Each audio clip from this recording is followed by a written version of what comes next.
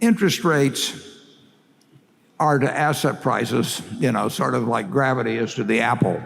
And when there are very low interest rates, there's a very small gravitational pull on asset prices. And we have seen that getting played out. I mean, people make different decisions when they can borrow money for practically nothing than they made back in 1981 and 2 when Volcker was trying to stem inflation and the government bond rates got up to 15%. So interest rates power everything in the economic universe, and they have some effect on the decisions we make. We borrowed the money on the Heinz purchase a lot cheaper than we could have borrowed it 10 or 15 years ago. So that does affect what people are willing to pay. So it's a huge factor, and of course, presumably it will change at some point, although as Charlie's pointed out, in Japan it hasn't changed for decades.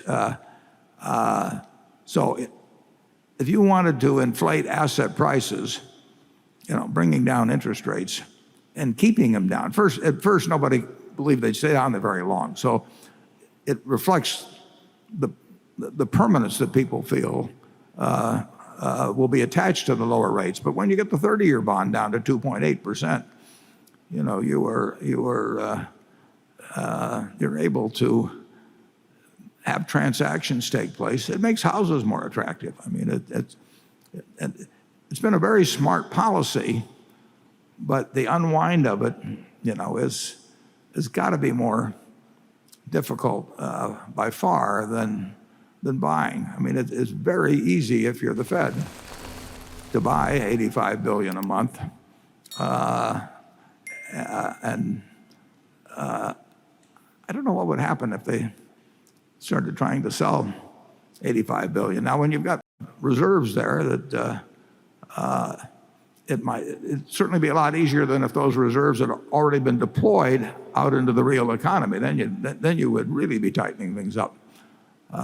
But this is like watching a good movie as far as I'm concerned, and because I do not know the end, and that's what makes for a good movie.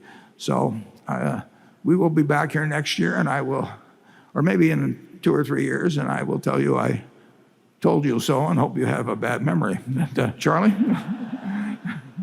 Well, I strongly suspect that interest rates aren't going to stay this low for hugely extended periods.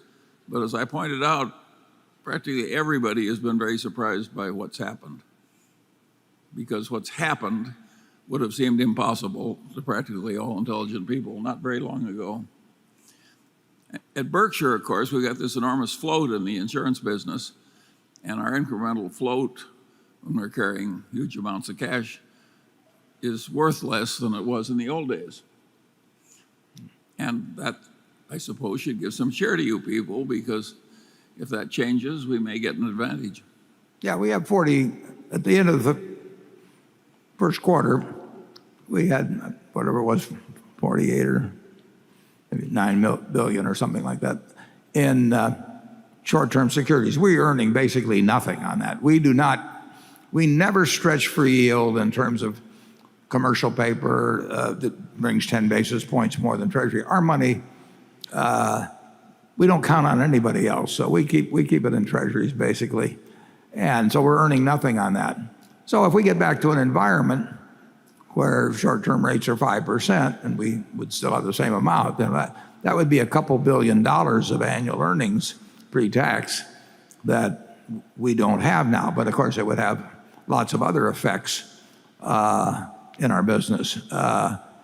We have benefited significantly, and the country has benefited significantly by what the Fed has done in the last few years. And if they can successfully pull off a reversal of this without getting a lot of surprises, we'll have all been a lot better off.